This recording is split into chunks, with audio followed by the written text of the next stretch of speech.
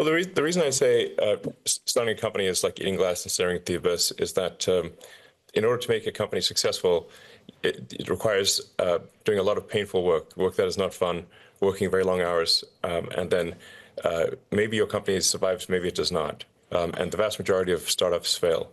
So that's why, that's the eating glass and staring at the abyss is starting a company. Lots of hard work followed by death is usually what happens when people start companies. That's why I say if people need words of encouragement to start a company, they should not start a company.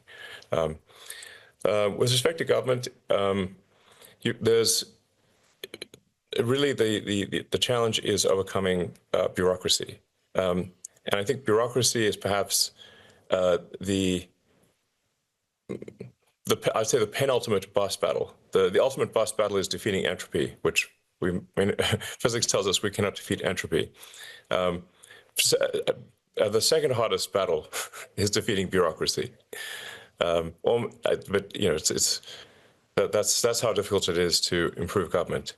Now, one of the things that's happened, which always happens with an extended period of peacetime, is that you have a steady increase in the amount of bureaucracy. The size of government grows. The laws and regulations that are put in place get larger every year. So it stands to reason that if you have regulators are going to add more regulations every year. Lawmakers will add more laws every year. The cleansing process normally for getting rid of nonsensical laws and regulations is war. Now, obviously, we'd prefer to not have war drive the reformation of government. So in the absence of war, you have to have something like what we have formed here in the U.S., a Department of Government Efficiency, in order to get rid of laws and regulations. Well, with laws, we have to require, obviously, the consent of Congress. But for regulations, this can be done at the executive branch level, is to re-examine the vast body of regulations and get rid of those where there's more harm than good, of which there are many.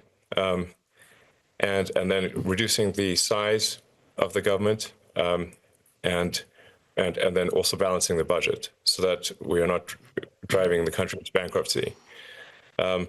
These things are all very hard, and I want to be clear, like we may indeed fail in this objective. That's why I described it as an extremely difficult battle. This has never succeeded before. So prior attempts to reduce the size of bureaucracy, to make government more efficient, have generally failed.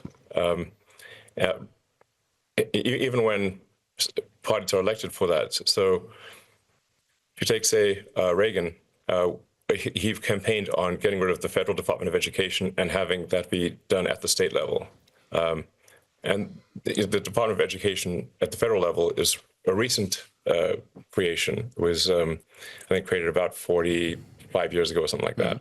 Mr. Musk, you're also very familiar with the German economy and the German market. So would you recommend a Department of Government Efficiency for Germany too?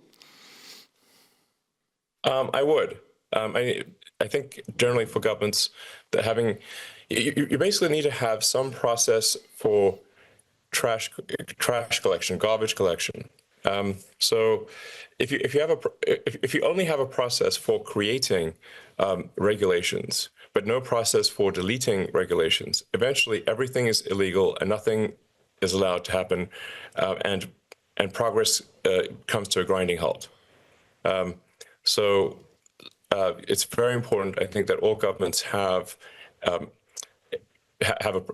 team that's responsible for reducing the size of government and for getting rid of regulations that may have made sense at one time, but no longer make sense currently, and simplifying the process. Otherwise, you get these things build up like plaque on arteries. Like you start having the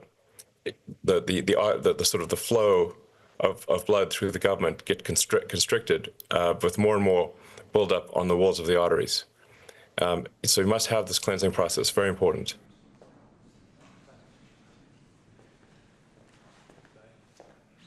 Well, I think President Trump likes to get things done, and he's not looking to punish countries or to do things that are economically insane. But he does view tariffs as a means to gain cooperation of countries for important matters. And obviously, if countries have implemented asymmetric tariffs where they are taxing the import of American goods while America does not tax the import of their goods, then we have an imbalance. So what I suspect you will see is that President Trump will be will want to, for countries that have asymmetric tariff barriers, and it could be either tariff or regulatory barriers that which are basically any restraint of trade, then the President Trump will want to take action to stop the restraint of trade and ensure that there is a fair and level playing field for American companies and companies in Europe or China or wherever the case may be. So that's my guess. My sense of it is that there needs to be. He's simply looking for a fair and level playing field. Yeah. Well, first of all, I think actually Tesla would have existed without, if the AfD hadn't been in power, we would still have put the factory in Berlin. I'm generally against government incentives that distort markets, and there tends to be a lot of government tariffs and incentives and penalties that distort markets. So that's now if those things are put in place by others, then we obviously must take advantage of them, or Tesla is at a competitive disadvantage. But the reason that I'm in favor of AfD is that there's some fundamental things that must happen without which I'm concerned that Germany will fail, which is that there have to be sensible controls on immigration. There has to be if there are criminals in Germany who are committing crimes and hurting people in Germany, they must be deported, and that's not happening. Then there must also be freedom of speech such that the people know what the truth is. Otherwise, they cannot make an informed decision. So if you do not have freedom of speech, you cannot be a democracy, because the public cannot make an informed decision about their vote if there is not freedom of information. So in Germany right now, there are draconian rules against freedom of expression, where even insulting a politician can get you prison time, which is insane. So I like the fact that the AfD is in favor of freedom of speech. I like that the AfD is in favor of sensible immigration policies and deportation of criminals. And I like the generally libertarian policies of the AfD. Well, it is obviously easy to strawman my statement, which is what he's done, to say that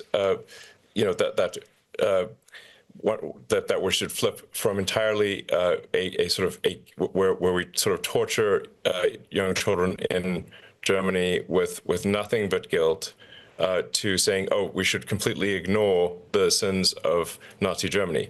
I've said obviously neither of those things.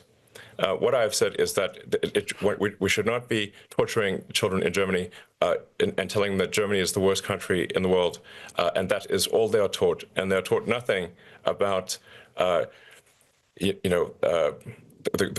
great things that Germany has done in the past, and Germany cannot be defined, and children whose great grandparents may not have even been Nazis are told that Germany is the worst country that has ever existed on the face of the earth, and they must live with nothing but guilt and shame. This is wrong. This is wrong.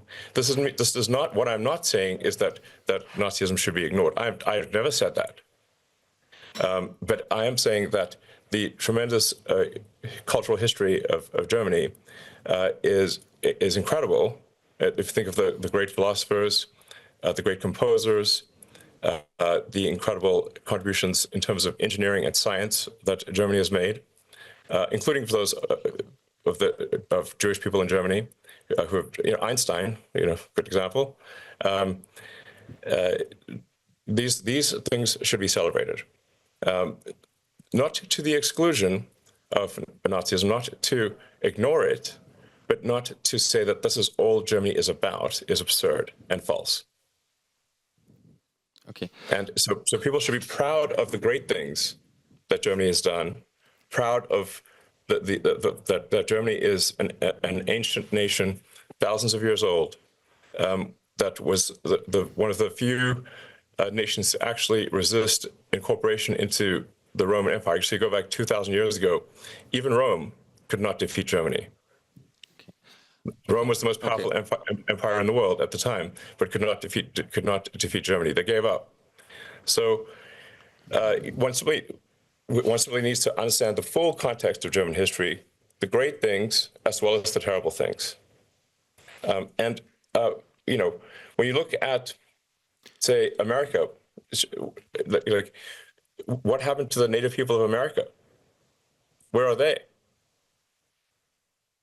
What happened to the native people of Judea before the Jewish people got there? Where are they? So at some point, things cannot be simply about terrible things that have been done. The terrible things must be learned, but also the good things. Well, I mean, this is simply, I mean, that's you know, we're going from like deep philosophical and political issues to trivia of the week. This is there are a lot of very smart, very motivated engineers in China. So you should expect that China will come up with many great things, and they have come up with many great things. Again, look at and if one looks at the long history of China, also an ancient nation that has invented and developed many things, and for most of actually human history, China has been the most powerful nation on earth.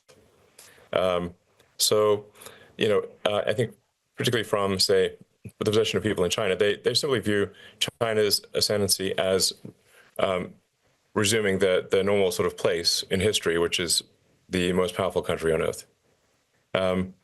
And so you can expect that they will do many great things, DeepSeek being one of them.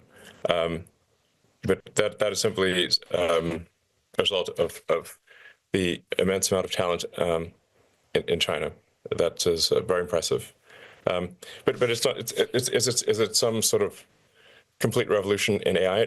No, it is not. The XAI and others will soon be releasing models that are better than DeepSeek.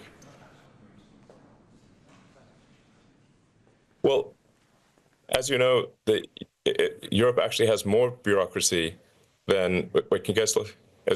Okay, connection still looks good. Europe actually has more bureaucracy than the US does because you don't just have the provincial and sort of national level, you also have the EU on top of that. And to be totally frank, EU headquarters in Brussels is essentially a giant cathedral to bureaucracy. So if one wishes to visit the Grand Cathedral of bureaucracy, visit EU headquarters in Brussels. I do think that Europe probably needs government efficiency more than the US does, and this needs to happen at the country level and at the EU level. And actually, I think the job is more difficult in Europe than it is in the US. You know, I think overregulation has inhibited a tremendous amount of progress and innovation in Europe. And if the I call it the sort of the slow strangulation by overregulation, because it's a slow strangulation because it's not like at any one moment you feel like this is it, but the noose around the neck just gets a little tighter every year, and eventually you know it's going to kill Europe. So there must be, in my opinion, immediate action to reduce regulation at the EU level, at the country level, and at the local level.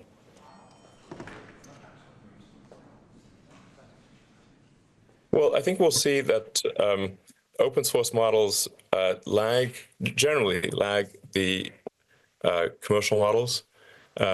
So whatever is commercially powerful today will probably be open source in a year or less. And I expect that trend to continue. So essentially, everyone will have AI. Do you see? In fact, this is maybe the most profound change. The advent of digital superintelligence. If you stand back and say, like, from 1,000 years ago, sorry, 1,000 years from now, what will historians, well, assuming they're even human at that point, not computers, what will historians regard as the most important thing, or the most important milestones in history? One of those fundamental milestones will be the advent of digital superintelligence, no question. They will long ago have forgotten who's in charge of which country, or that will be minor by comparison with the advent of digital superintelligence. I think also the humanity becoming a multi-planet civilization would also fit on that list, because I think that fits on the list. I mean, one could say, like, looking at from a very broad standpoint, of a very high level, look at, say, what are milestones that would perhaps be in the top 10 from the general standpoint of evolution in general. You'd say, like, there would be single-celled life, multicellular life, differentiation into plants and animals, life going from ocean to land, mammals, cognitive function in mammals, that's like humans. Then it would be life becoming multiplanetary, and digital superintelligence would fit on that, essentially top 10 list. I mean, with great difficulty. It is quite a challenge. Our brain only consumes 20 watts of power, and of that, only about half of that is higher brain function. So I've got basically a 10-watt meat computer to do all this, and I find this all to be very challenging for my 10-watt meat computer that is my brain. One thing that I think is helpful, though, is there's a big difference between training, how much mental workload training to do something takes, versus inference or executing that thing. So you could take, like, let's say, chess as an example. It might take, for argument's sake, 10,000 hours to become a grandmaster at chess, but then you can play the game in a few hours. So that's sort of what has happened here with, say, Tesla and SpaceX, is that I have really way more than 10,000 hours into understanding how to build and grow a car company and a rocket company, and satellites and all these things. I also, before SpaceX, was a co-founder of two internet companies, so I understand the internet, I understand payments and all that kind of thing. And so the mental workload required once you have trained on something is very low compared to the training itself. That is how I'm able to do things that required immense amounts of training over decades, but do not require much mental workload once the training is completed. Now, right now, for government, although I've interfaced with government tremendously, this is my first time actually trying to improve government. So there will be some initial training workload that is significant, and then we'll move to inference, which is several orders of magnitude easier than training.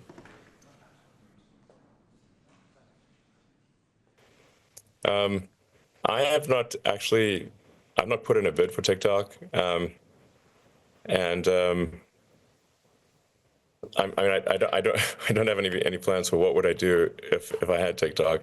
I guess I would look at the algorithm and try to decide, how harmful or useful is this algorithm, and what can we do to shift the algorithm to be more productive, and ultimately be beneficial to humanity. We should just generally lean in the direction of something which is more beneficial than more harmful. I don't use TikTok personally, so I'm not that familiar with it. I've just seen, just see the videos occasionally appearing on X, or people show me something. But I'm not chomping at the bit to acquire TikTok. I don't know acquire companies in general. It's quite rare. Acquiring Twitter now called X, was highly unusual. I usually build companies from scratch, and the reason I acquired Twitter, which is what I said at the time, which is that it was important to preserve freedom of speech in America and to the extent we are legally allowed to in the rest of the world. I felt like acquiring Twitter would be an important, productive step for the future of humanity. And even though it's really quite painful and has been very difficult, it was, I think, nonetheless important to do so. I don't know if the same logic applies to TikTok, but so I don't acquire things just for economic reasons, and so it's not clear to me what the purpose of acquiring TikTok would be apart from economics.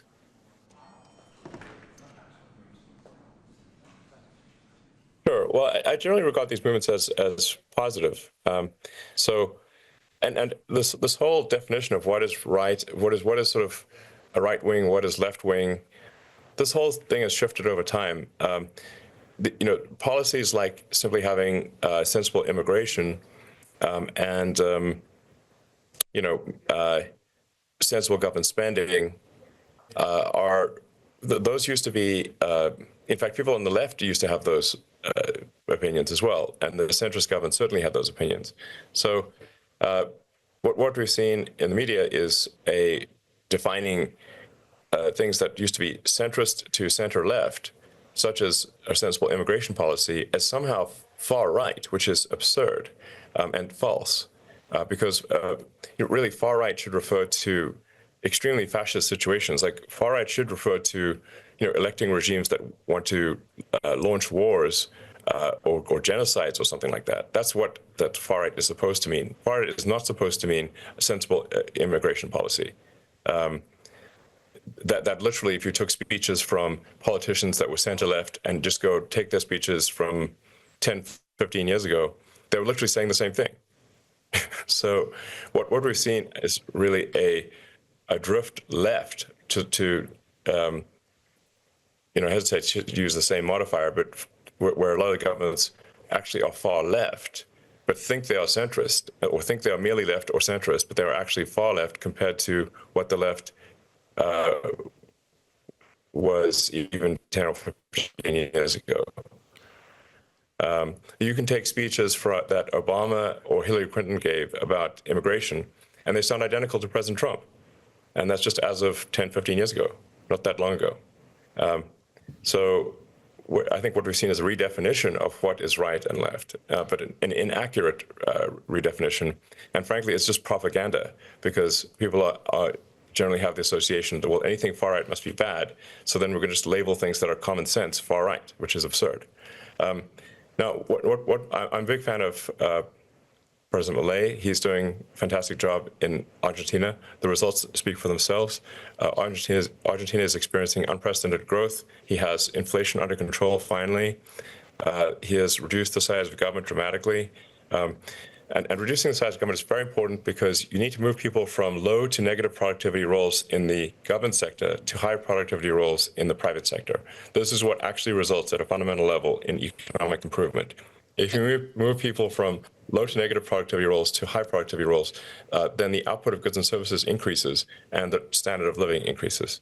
This is leaving aside, because sometimes people get caught up in they think money is real, but money is not real. Output of goods and services is real. Money is simply a representation of that. Yes, well, let's just define what is meant here. I mean, if by wokeism one means just like racism on the basis of sex and gender and other matters, which DEI is simply racism rebranded, then yes, I'm against racism and sexism, no matter who it's directed against. It is entirely possible to be racist against white people or black people or Asians or anyone else, and we should really accept no racism or sexism in any form, no matter what it's called, DEI and wokeism essentially advocate racism and sexism. That is wrong. They're also anti-meritocratic. So we should really, in my view, have a meritocratic society where people succeed as a function of their abilities and how hard they work. That should be the only way that people succeed, not through some arbitrary measures that are discriminatory. So we need a meritocratic society, and we need freedom of speech. And freedom of speech is only relevant if people are allowed, if people you don't like are allowed to say things you don't like. That is the only time freedom of speech is relevant.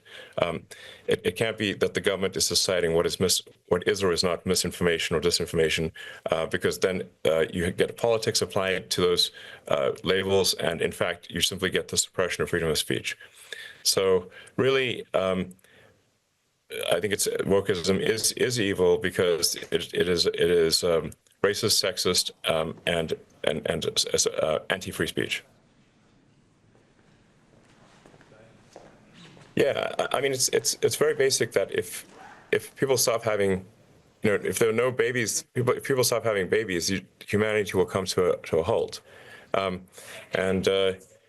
We've seen now for many years very low birth rates in almost all of the world. So even India recently went below replacement rate. So sometimes people will say, well, we'll just replace people with immigration. I'm like, immigration from where? If you look at China, for example, they are roughly at half replacement rate. I think maybe it's 60% or something like that. So that means, call it something like 600 million people will be lost of this generation. Where are you going to get 600 million immigrants? That would require almost 2 Americas to move to China. That's impossible. If you look at Korea, Korea has a replacement, the birth rate is now 1/3 replacement rate. That means in 3 generations, Korea, the size of the Korean population will be about 3 to 4% of what it currently is. And basically, Korea will disappear. And I think that there are great things in every culture. We don't want the German culture to disappear. We don't want French culture to disappear. We don't want Korean culture to disappear, or Japan, or America, or anywhere. I think it's good. This is part of why I'm like, I think we should be very cautious about having some sort of global mixing pot, because we will then not have, every place will be the same, and there won't be any unique cultures in the world, which I think would make the world worse. So I think we need to preserve these country cultures, and that's the future that I think is better. I think that most people would agree is better. We should not have cultures disappear. And currently, based on the current birth rates and the sort of so-called multiculturalism and globalism, what we're actually seeing is the dilution of individual cultures and the destruction and death of individual cultures, which I think is terrible for the future. Well, I think we are at an inflection point. So I would recommend, radical change in Europe that encourages a much higher birth rate. I think this may require some very dramatic incentives. I think Europe needs to have a sensible immigration policy, that where people are properly vetted before coming to Europe, and if they commit crimes, they are deported. Otherwise, you will have the destruction of Europe.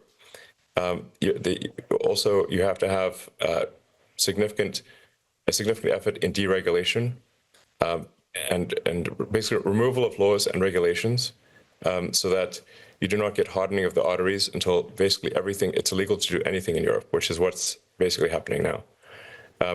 So I'd recommend immediate and dramatic action for deregulation, freedom of speech, sensible immigration, and improving the birth rate. If those things happen, Europe will have a good future, and if they do not, Europe will fail.